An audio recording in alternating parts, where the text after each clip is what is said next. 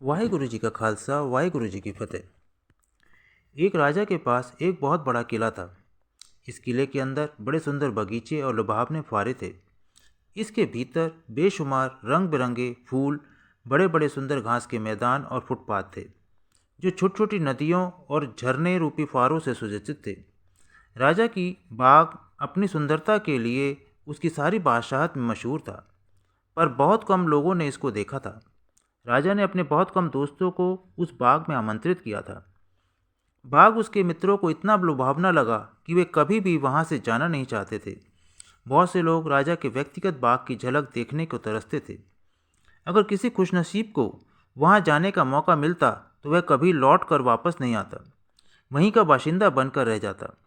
एक दिन राजा ने अपनी बादशाहत के एक सौभाग्यशाली नौजवान को बगीचे में मेहमान नवाजी के लिए बुलाया। नौजवान राजा के बगीचे में बड़ी बेताबी से दाखिल हुआ, पर उसने अंदर जाने के रास्ते को ध्यान में रखा। उस बगीचे का वातावरण इतना सुंदर और सुगंधित था कि उस नौजवान की सारी इंद्रियां मोहित हो गईं। दिन गुजरने लगे। उस नौजवान ने उस बड़े बगीचे में अपने आप को खो दिया और अब दूसरों की तरह वह भी वहां से वापस नहीं आना चाहता था।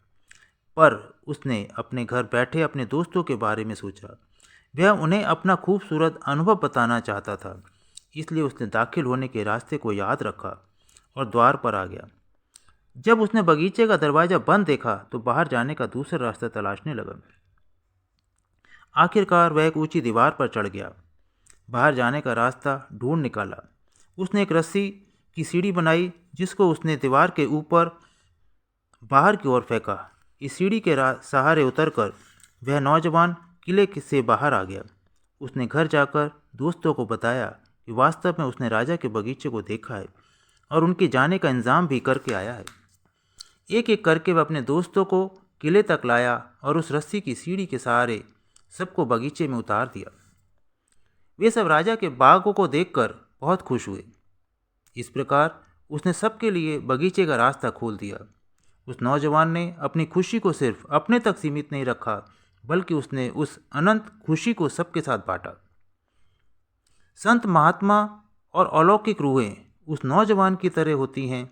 ये हस्तियां रूहानी बगीचे में दाखिल होने पर अपनी खुशी और परम सुख को अपने तक सीमित नहीं रखती, बल्कि चाहती हैं कि समस्त मानवता उस अनंत खुशी को प्राप्त करे।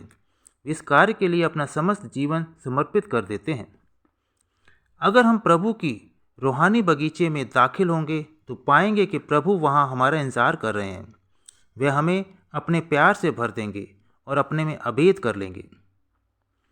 गुरबानी में भी आता है, भई परापत मानुक देहरिया, गोविंद मिलन की ए तेरी बरिया, अवर काज तेरे किते न काम, मिल साध संगत भज केवल नाम।